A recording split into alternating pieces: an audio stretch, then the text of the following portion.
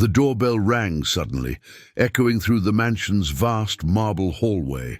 Bianca, sitting on the couch with her phone pressed to her ear, raised a finger to signal for silence without even glancing at the door. She was on a call with an important supplier for the company, juggling reports and appointments while spending her vacation as a guest there. The doorbell rang again, insistently, followed by the sound of a small engine slowly moving away from the gate. Upstairs, Helena sighed when she heard the chime. The Millionaire CEO had just wrapped up a long, exhausting video conference, her voice slightly hoarse from so much talking. As she came down the stairs, adjusting her glasses on her face, ready to answer the door herself, she heard the hurried footsteps of her son on the wooden floor. "I'll get it!" the boy shouted, running toward the door with an energy that contrasted with the heaviness hanging in the air. Helena hesitated for a moment, but decided to let him go. The boy, as curious as ever, loved being the first to see who had arrived. Bianca, still on the phone, just looked up and gave an approving nod. The boy struggled to turn the doorknob and pulled open the heavy oak door. Standing outside, beneath the mansion's porch lights, was the delivery guy. In his left hand, he held a pizza box still radiating heat, the smell of melted cheese escaping through the slightly lifted lid. The boy looked up, staring at the face of Luca, the delivery guy. A sudden silence fell, as if time had briefly paused. The boy's eyes widened, and he whispered softly, almost like sharing a secret, "You look like my dad." Helena, already walking down the hallway, froze in place. The words cut through the air and hit her like a punch. Her heart raced, and a chill ran down her spine. Unaware of the weight of his own words, the boy reached out to grab the box. Luca, confused, looked down at the boy. He didn't know what to say. The comment caught him off guard, but he managed a faint smile. "Hope your dad liked pizza too," he murmured, trying to lighten the moment. Helena quickly stepped forward, taking charge again. She gently touched her son's shoulder, gave the delivery guy a polite nod, and took the box from the boy's hands before he could drop it. "Thank you," she said, her voice steadier than she felt. "Keep the change." Luca simply nodded. There was surprise in Helena's eyes, but also an invisible wall. He gave a small wave and turned to walk down the front steps. The electronic gate opened again, and the sound of his scooter faded into the distance. Helena stood still for a few seconds, staring at the closed door, still processing what her son had said. The boy, oblivious to the tension in the air, repeated innocently, "Mom, he really did look like Dad." Helena took a deep breath, trying to mask the emotion. She knelt down, brushed the child's hair back, and answered with a tender smile, though her eyes still held a trace of pain. "Sometimes people remind us of those who are gone, sweetheart." Bianca ended the call on the couch and immediately sensed the heaviness that had settled over the house. She shot a quick glance at Helena, silently asking if everything was okay. The CEO simply walked to the kitchen with the pizza in hand, avoiding any extension of that moment. Dinner that night was nothing more than quick slices and a few sparse words. Helena couldn't shake the image of how Luca had looked at her and her son, nor the sound of the boy's voice echoing in her mind. It was as if an old wound had been reopened. Later, as she cleared the plates, Bianca tried to make small talk, but Helena remained distant, her thoughts still wrapped around the memory of the doorbell, the warm pizza box, and the delivery man's face standing on her doorstep. Her son, now sleepy, was taken to bed. Helena tucked him in, gently stroked his hair, and stood watching him sleep in silence. His whispered words still echoed in her mind. "You look like my dad." Quietly closing the bedroom door, Helena leaned against the hallway wall. For the first time in a long while, she felt the weight of absence as something almost physical. And it had all started with something as mundane as a pizza delivered on an ordinary night. The metallic sound of a chain dragging across the asphalt came even before the doorbell rang. The mansion's electronic gate was slightly ajar when Luca, on his old modified scooter, pulled up in front of the entrance. The engine sputtered, releasing a harsh growl and a small cloud of grey smoke. The boy ran to the window, curious, and shouted for his mother. "Mom, he's here again!" Helena got up from the makeshift office in the living room. The night before, still unsettled by her son's words, she had considered ordering another pizza just to confirm whether it had been a coincidence or if the delivery guy really did carry that strange feeling of déjà vu.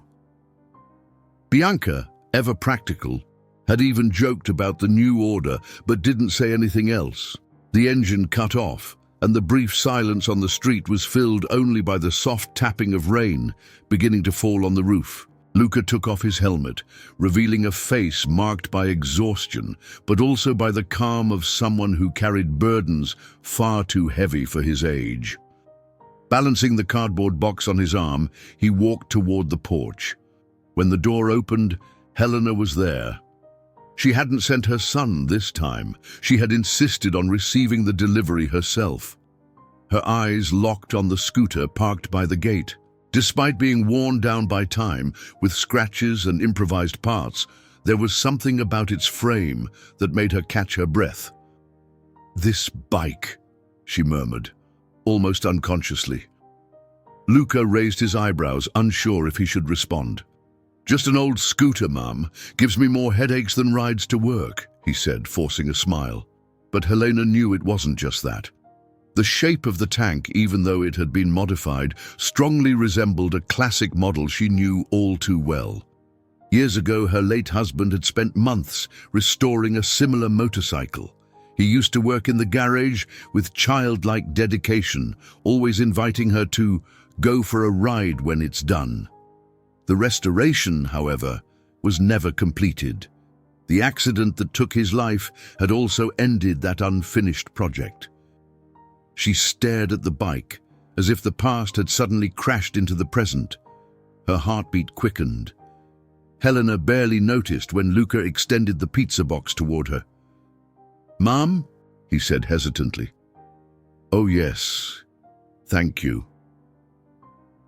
She pulled herself together and took the box. "You can keep the change." Her son appeared beside her, clutching the hem of her dress, and stared at Luca once more. The boy said nothing this time, but his gaze held the same innocent strangeness as the night before. Luca instinctively crouched down and smiled at the child, trying to break the awkward silence. "Enjoy the pizza," he said, standing back up. Helena gave a brief nod, but her eyes returned to the scooter. Luca walked back to the vehicle, turned the key, and the engine coughed before starting up.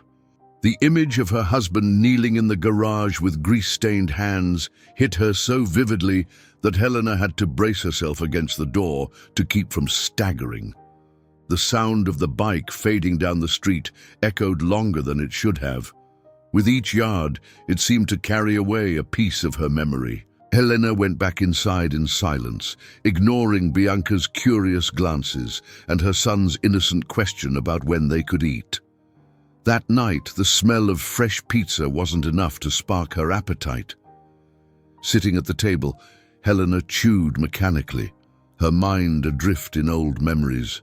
She saw flashes of the garage filled with tools, her husband smiling with grimy hands, and the metallic clang of a new part being fitted to the bike. The project that had never been completed was now resurfacing through an unfamiliar delivery man and his worn-out scooter. Hours later, when the mansion had already sunk into the silence of the early morning, Helena walked alone to the garage. The scent of dust and rusty metal greeted her. In the corner, covered by a threadbare sheet, lay the carcass of her husband's motorcycle. It was exactly as he had left it. Parts scattered in boxes, a worn seat propped against the wall, and the dismantled engine resting on a workbench. She touched the sheet and pulled it back slowly. The sight of the incomplete machine brought tears to her eyes. Helena sat on a wooden stool and let the memories flood in. She recalled her husband's laughter, the eager way he talked about the trips they would take once the bike was ready, and his promise to show their baby boy what it was like to ride with the wind. But none of that ever happened. His sudden death took him before he could ever start that bike. Helena stayed there for hours, reliving every detail until the chill of the night forced her back inside. As she climbed the stairs, her mind was still wrapped around the unlikely coincidence. The unknown delivery guy owned the exact same model of motorcycle, even if it had been modified and worn down by time. Lying in bed, unable to sleep, she listened to the wind rattling the windows and the clinking of branches in the garden. But in her mind, what echoed was the sound of Luca's engine, so similar to the one that used to fill her garage years ago. The past, which she had tried so hard to keep buried, had resurfaced in the form of a metallic rumble and long dormant memories. And for the first time in a very long while, Helena couldn't resist the urge to hear that sound again. "Pick it up already, Luca." His sister's impatient voice echoed from the kitchen. He dropped his backpack on the couch, ran to the small table, and grabbed the phone that wouldn't stop vibrating. Another order. He sighed deeply, wiped the sweat from his damp hair, and answered to confirm the delivery. The house they lived in was nothing more than an old two-story building divided into two main rooms. The smell of instant noodles drifted from the pot, where his younger sister Clara stirred distractedly. She was still in her school uniform, socks torn at the heel, and carried an exhaustion far beyond her years. "Again?" she asked without lifting her eyes from the plate she was fixing. "You just got home." "Yeah, but I can't skip a run. Every delivery pays for tomorrow," Luca said as he pulled on his jacket and slung his helmet over his arm. "Finish your dinner, okay? I'll be back before you're asleep." Clara just nodded, resigned. She was used to it. Their mother's abandonment and their father's imprisonment had left them to fend for themselves. Luca, the older one, had taken on the role of both mom and dad, while the girl tried to keep up with school and the house chores. The old bike parked out front waited like a battle companion. It was a relic inherited from their grandfather, a vintage model Luca had taught himself to take apart and rebuild by watching online tutorials and scavenging parts from junkyards. It wasn't pretty or reliable, but it was all they had. When he started the engine, a strong vibration ran through his body. The sound was uneven, like a tired heart, but still beating. Luca always told himself that keeping that bike alive was like keeping the memory of his broken family alive. It wasn't just a ride, it was a testament to the fact that he was still standing. As he sped through the wet streets, his phone buzzed again in his pocket. Another order coming in, and then another. The job of a delivery driver offered no rest. It was a constant race against time, honking horns, traffic lights, and impatient customers who rarely said thank you. Still, there was a certain pride in each delivery. Luca knew that even though he was exhausted, he was making sure Clara had food on the table, new notebooks, and some sense of normalcy. He couldn't let her feel their parents' absence as an open wound. In the middle of traffic, Helena's image suddenly came to mind, uninvited. The elegant woman at the mansion door, her eyes fixed on his bike, and especially her son's words during that first delivery, "You look like my dad." That had shaken him more than he liked to admit. He shook his head, trying to push the feeling away. There was no time for distractions, yet when he pulled up in front of a regular apartment building for another delivery, his eyes landed once again on the scooter. The makeshift handlebars, the scratched body, the seat patched up with duct tape. It all told the story of his daily fight, and the pain he had learned to carry. Every part of that bike had been touched by his hands. Luca clearly remembered the night after his father's arrest, sitting on the curb for hours, staring at the vehicle, leaning in the yard. He'd wanted to give up on everything, but the idea of restoring that machine became his way of surviving the despair. Working on the engine, fitting the gears, hearing it start, it felt like every fix was also mending a part of his soul. When he got home close to midnight, Clara was already asleep on the couch, the TV still on. He covered her with a blanket, turned off the TV, and dropped into a chair. His hands ached from gripping the handlebars, his feet burned, but his mind was still wide awake. He grabbed a screwdriver and instinctively headed to the bike, tightened a part, checked the chain, adjusted a screw. It was almost a ritual, caring for it like it was family, before going to bed. "One day we're going to ride far, old friend," he murmured, running his hand over the scratched tank. He knew tomorrow would bring more runs, more impatient clients, and the same cycle of exhaustion, but he also knew he had a sister to protect, and that was stronger than any fatigue. In the silence of the night, the quiet hum of the bike still seemed to pulse like a constant reminder. Despite the abandonment, despite the prison, despite the losses, he was still here, strong, loving, and determined, and nothing was going to make him quit. The doorbell rang insistently, just as a thunderclap rumbled over the city. Helena rushed down the hallway, her heart already racing, as if she somehow knew who would be at the door. Rain pounded against the window panes and formed streams along the sidewalks. When she opened the door, there was Luca, soaked, his jacket dripping with water, the pizza box pressed against his chest. "Come in quickly," she ordered without thinking. "You'll get even more soaked out there." He hesitated, glanced at the empty street, then at the open gate, and finally stepped inside. He left his helmet near the entrance and followed Helena to the garage, where at least the storm couldn't reach him. The space smelled of gasoline and metal, lit by white ceiling-mounted lights. Luxury cars sat beneath spotless covers, but it was the motorcycle hidden under a sheet in the corner that seemed to hum with the invisible presence of memories Helena didn't dare touch. She looked away, forcing herself to act naturally. "You can wait in here until the rain lets up," she said, trying to mask the tension in her voice. "Better than standing outside." Luca nodded. He wiped his face with a soaked sleeve and set the pizza box down on a nearby workbench. For a few seconds, no one spoke. The silence was broken only by the drumming of rain on the roof and the occasional creak of metal shifting in the cold. "Do you work like this every night?" Helena asked, just to break the quiet. "Every night there are orders. The more deliveries, the better." He gave a tired smile. "It's the only way to keep the bills paid." Helena heard the weight behind his words. Luca's eyes weren't the eyes of someone complaining. They were the eyes of someone who had grown used to carrying burdens heavier than he should. She opened her mouth to reply, but was interrupted by her son's voice calling from the hallway. "Mom!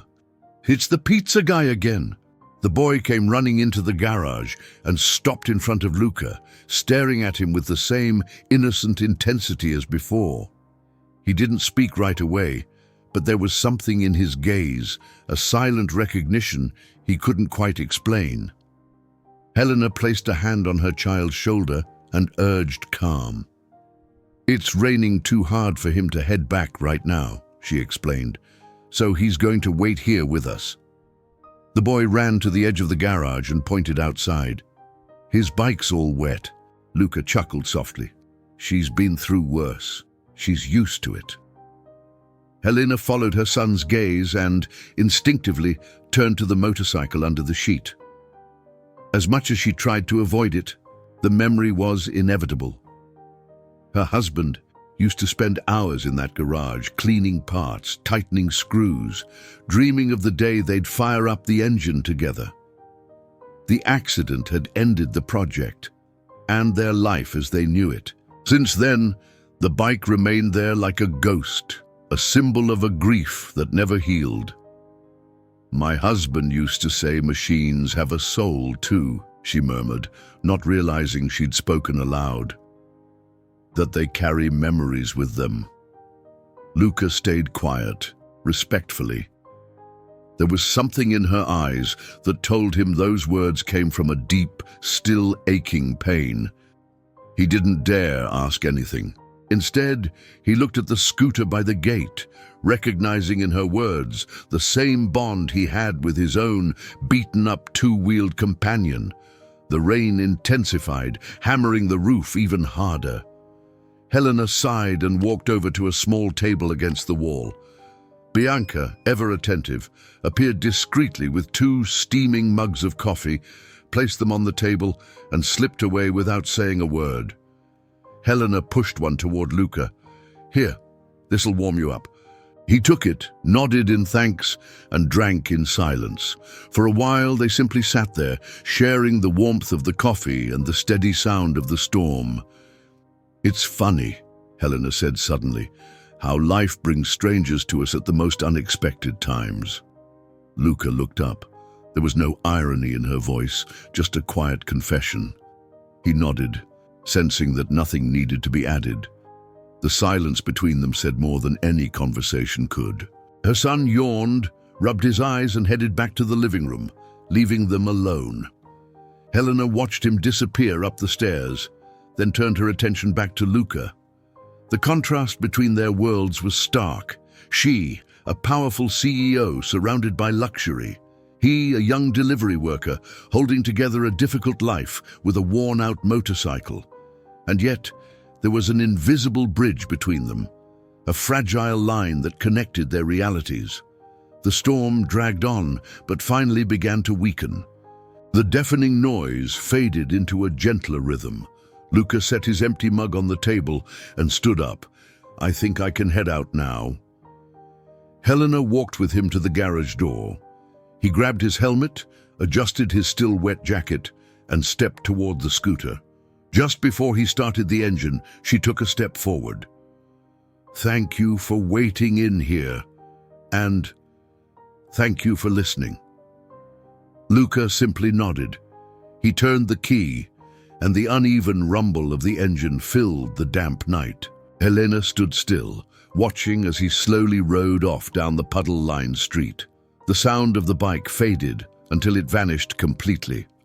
Alone in the garage, Helena turned to the dusty corner.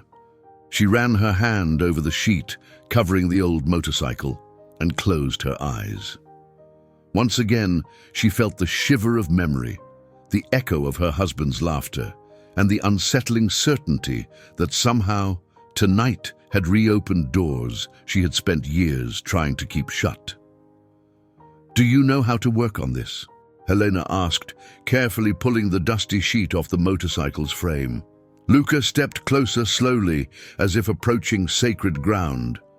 The smell of aged metal and old grease filled the air as the cloth hit the floor. The bike was incomplete. Loose parts in boxes, the engine disassembled on the workbench, a worn-out seat leaning against the wall.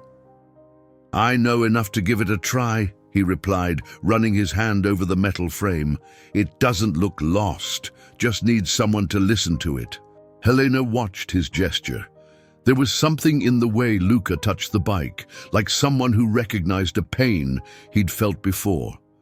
The silence in the garage was filled only by her breathing and his focused gaze. Her son appeared at the door, curious, his eyes lighting up at the idea of seeing that machine brought back to life. "What if you helped me restore it?"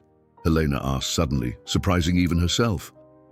"It would be a way to finish something that was left undone." Luca looked at her for a few seconds, trying to see if she really meant it. Then he nodded firmly. "I'll help, but it won't be fast. These things take patience." The boy clapped excitedly. Helena smiled, and for the first time in years, she felt a spark of excitement about opening that garage for more than just painful memories. In the days that followed, Luca began showing up not just with pizzas, but with tools, used parts, and even printed manuals he picked up from workshops. Each afternoon, after finishing a few deliveries, he parked his scooter in front of the mansion and spent hours in the space, now turned into an improvised workshop. Helena's son hovered nearby, asking to hold screws, watch gears, learn the names of parts. Luca was patient, explaining things in simple terms, and the boy was captivated. "This part right here is the heart of the bike," Luca said one day, holding up the piston. "Without it, nothing works." "Like our heart?" the boy asked, eyes wide. "Exactly," Luca replied with a smile. "It's what makes everything move." Helena watched from a distance, feeling a strange warmth in her chest. It wasn't just the bike being rebuilt. Something in her was also slowly coming back together, with every laugh from her son, every patient gesture from Luca. One afternoon, as he tightened bolts on the engine, she brought 2 cups of coffee and sat beside him. "You seem to enjoy teaching," she commented. "I do, because I learn too," he answered. "My dad never taught me anything. Everything I know I learned on my own. Maybe that's why I have the patience to explain it now." She watched him in silence. There was weight behind his words, a life marked by absence and early responsibility.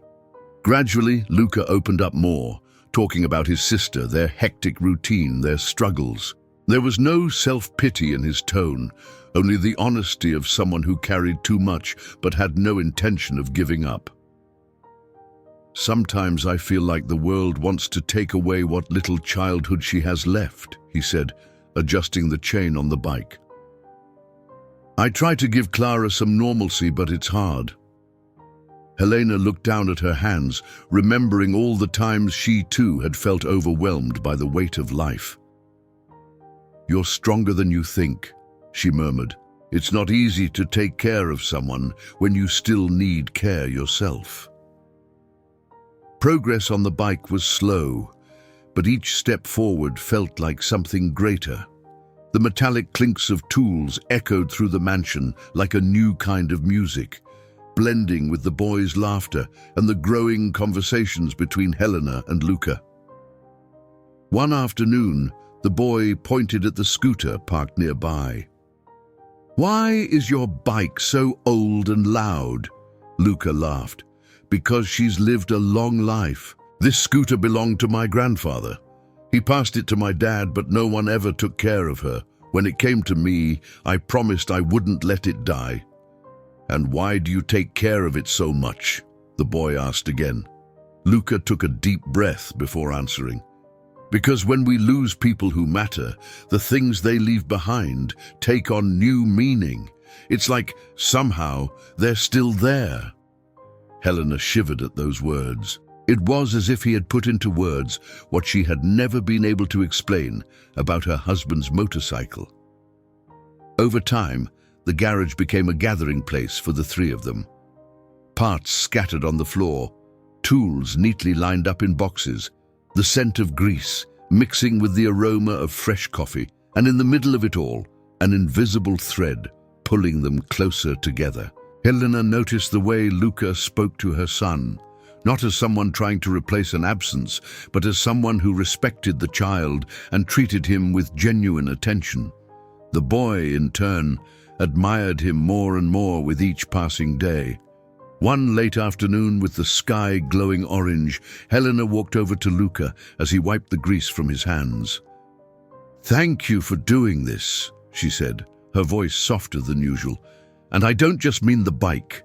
He looked at her for a few seconds, silent, then replied, "I needed this too, more than you know."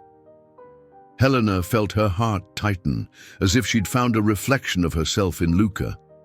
He wasn't just a delivery guy, he was someone who, like her, was trying to rebuild something lost. As the first stars appeared in the sky, the motorcycle remained unfinished, but it already felt like something else had been restored, the hope that starting over was still possible. "Get out of here, loser!" The voice echoed through the narrow school hallway, dripping with mockery. Clara tried to hold her books tight against her chest, but they hit the floor with a loud thud when a group of classmates shoved her. Laughter spread like a stain across the corridor. Her eyes filled with tears, but she didn't cry. She crouched down silently to gather the crumpled pages, ignoring the taunts still ricocheting around her. At that very moment, Luca was waiting outside. His bike leaned against the curb. His phone buzzed in his pocket, and he answered quickly. On the other end, the school coordinator asked him to come in immediately. "Your sister is facing some serious problems," she said in a grave tone. "It's not just bullying. There are reports that social services are being called." Luca's heart pounded. He pocketed the phone and ran through the gate, helmet still in hand. He found Clara in the principal's office, eyes red, body curled up in the chair. The coordinator explained that Clara had been enduring persistent harassment, and now a formal complaint had been filed. Neighbors had reported that the two of them were living alone, without adult supervision. "This could lead to an investigation," the woman explained, keeping her tone professional. "If social workers determine the conditions are inadequate, Clara may be placed in foster care." Luca clenched his fists. Fear surged through him like an icy wave. He couldn't let them take his sister away. Since their father's imprisonment and their mother's disappearance, Clara was all he had left. That night, after bringing her home, he couldn't hide the fury and despair. He paced back and forth in their small living room while Clara sat quietly on the couch. "They won't take you from me," he promised, voice steady but cracking. "I won't let them." The next day, after another delivery shift, Luca went to the mansion. He found Helena in the garage, cleaning some parts of the old motorcycle. She noticed immediately that something was wrong. "What happened?" she asked, wiping her hands on a rag. Luca told her everything: the bullying at school, the complaint, the threat from social services. Helena listened silently, her eyes sharp, expression serious. When he finished, she stepped closer and placed a hand on his shoulder. "I can help," she said firmly. "I have contacts, lawyers. I can make sure no one takes your sister away." Luca took a step back. There was pride in his gaze, a resistance Helena recognized instantly.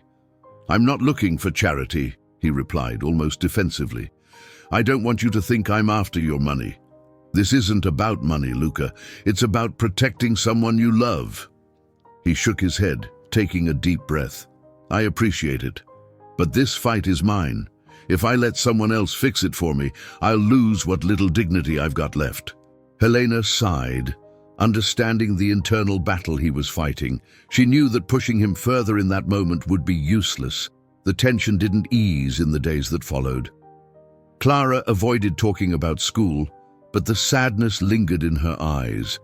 Luca tried to juggle delivery runs with caring for his sister, but the weight was becoming too much. It was on a rainy afternoon, as they worked together adjusting the motorcycle's chain in the garage, that Helena found a way in. "You don't have to take my money, I understand that," she said, breaking the silence. "But don't refuse support, emotional, practical support. You can fight your battles and still let someone walk beside you." Luca looked at her. In Helena's eyes was a sincerity that no amount of money could buy. For the first time, he allowed his shoulders to relax. Maybe I really do need someone who's not trying to save me, but who's willing to listen," he admitted. Helena smiled, a soft, almost imperceptible smile. "Then I'm listening. Anytime you need." That night felt different. Luca didn't return home crushed by the weight on his shoulders. The struggles were still there, but something had shifted. He wasn't alone. Clara, seeing him come in a little less tense, asked softly, "Is everything okay, Luca?" He hugged her, feeling her small frame melt into his chest. "It will be. I promise." As his sister fell asleep more peacefully than usual, he realized Helena wasn't someone trying to rescue him. She was someone who, without even realizing it, already had, by reminding him that dignity wasn't about walking alone, but having the courage to accept company along the way. And for the first time in a long while, Luca believed he could win this battle without losing who he was. The impact was sharp, followed by the metallic scrape of the bike sliding across the wet asphalt. The pizza box flew to the side, landing on the sidewalk and spilling slices into the gutter. Luca let out a low groan as he tried to get up. but the scooter lay tipped over, its handlebar twisted and chain hanging loose. A car had braked suddenly ahead, and he hadn't been able to swerve in time.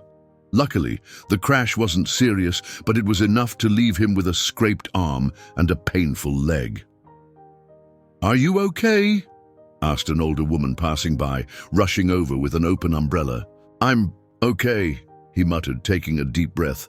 "The bike's not." Luca's heart was pounding. His faithful scooter was wrecked. The engine whined weakly, like it was begging not to be shut off for good. He tried to lift it, but the front wheel wouldn't move. The physical pain wasn't nearly as overwhelming as the despair of realizing he'd just lost his only means of work. Hours later, with the help of 2 neighbors, he managed to drag the scooter back home.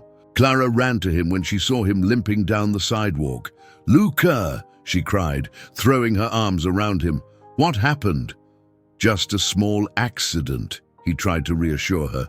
"Don't worry, I'm fine." But her eyes filled with tears when she saw the broken scooter, as if the fragile structure that held their life together was crumbling before her eyes. The next day, Helena heard about the accident from Bianca, who had picked up the news from neighborhood gossip. Without hesitation, she called Luca and insisted he come to the mansion. He resisted at first, but eventually gave in.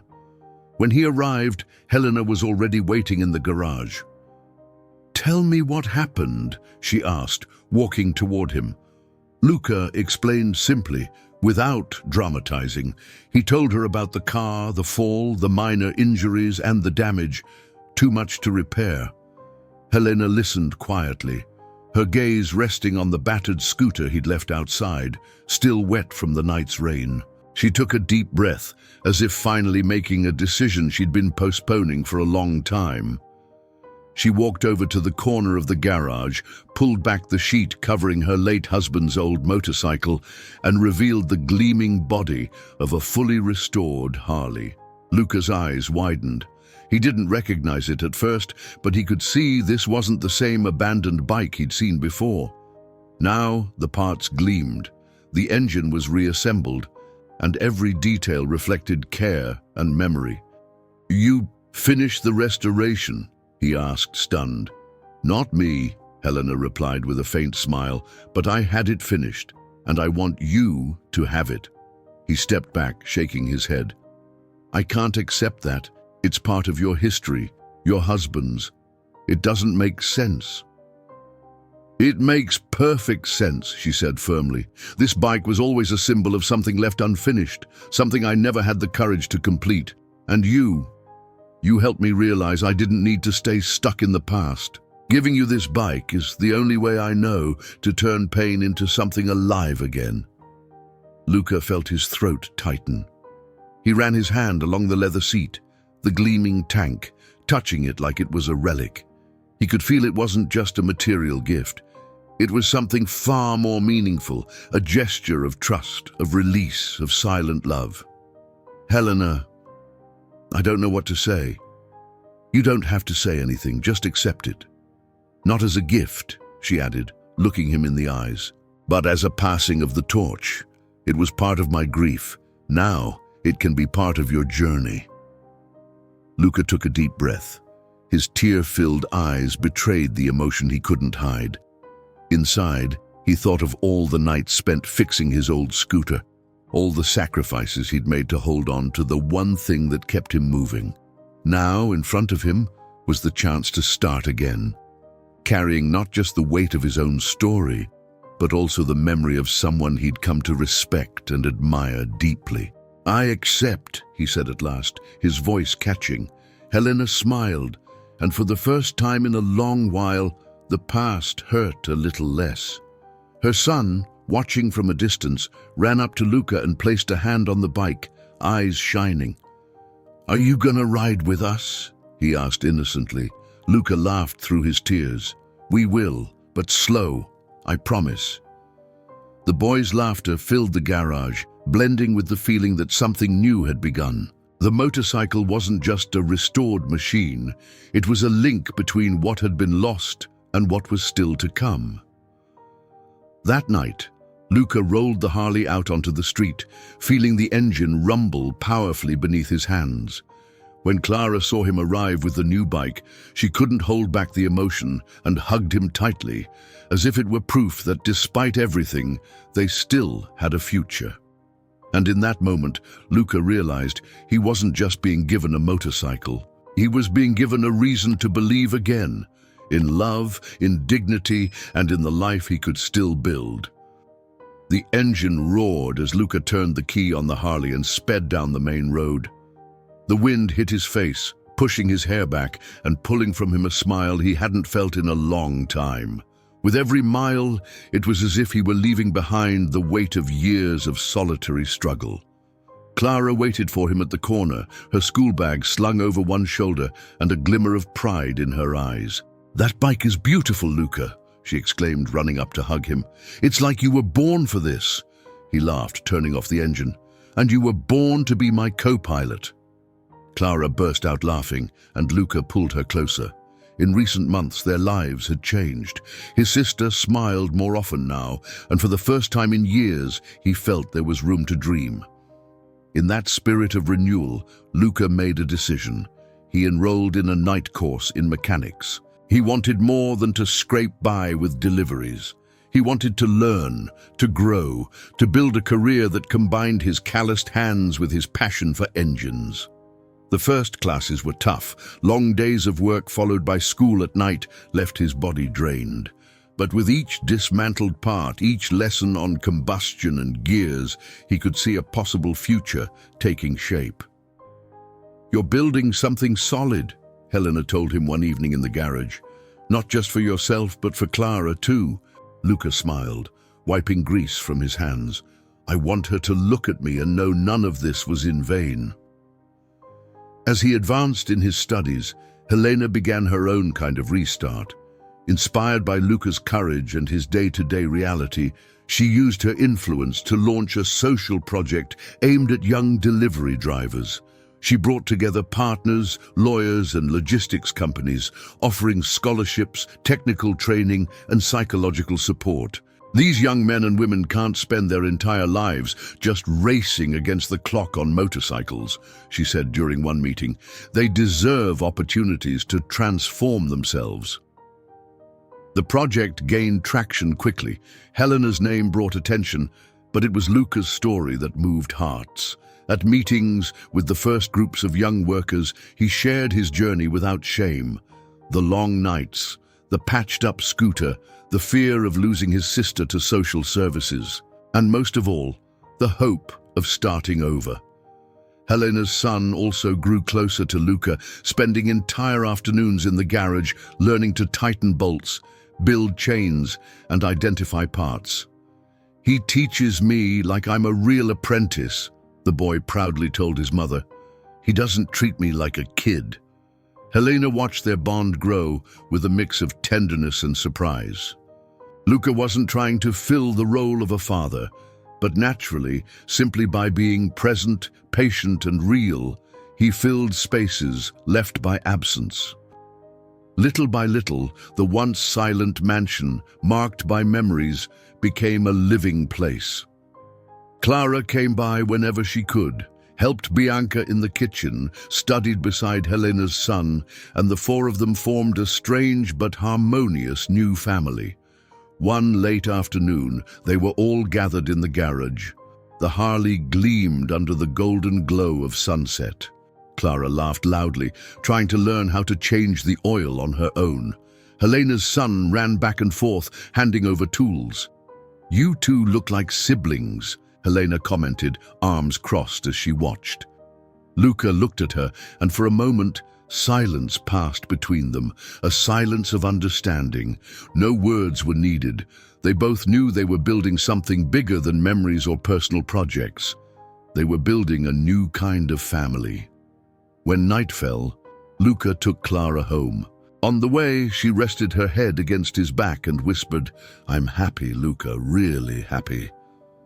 Tears stung his eyes, but he let the wind carry them away. The following week, Helena officially launched the social project. The room was full of young delivery riders, all attentive, all hopeful. Helena spoke about dignity, about opportunity, but it was Luca who earned a standing ovation when he finished with, "We don't need to be saved, we need to be seen. We need someone to believe that there's still a future for us." At the end of the event, Helena walked up to him and gently laced her fingers through his. There were no grand declarations, just a simple gesture that held all the trust and affection built over the past months. That night, back at the mansion, the children played together while Helena and Luca watched from the garden. The moon shone high above, and the distant hum of the Harley resting in the garage seemed to promise new roads ahead. Helena sighed, serene. "I never imagined life could give me a second chance like this." Luca looked at her and smiled. "Life always gives us new roads. We just have to be brave enough to take the turn." And there, beneath the calm sky, between the children's laughter and the scent of damp earth, they understood that they didn't need grand promises. All they needed was to keep walking side by side, each maintaining their independence, yet sharing the same path. The future was uncertain, but filled with hope. And that night, with Clara asleep on the couch, Helena's son telling stories beside her, and the motorcycle gleaming in the garage as a symbol of new beginnings, they all felt they were exactly where they were meant to be. An improvised but real family, an open road full of possibilities, and the certainty that tomorrow could be better. What it meant to you. Remember to hit the like and subscribe buttons. This is really important for the channel. Really important. And if you're ready for another story of love and hope, click the first card or the second one to watch the full playlist. See you there.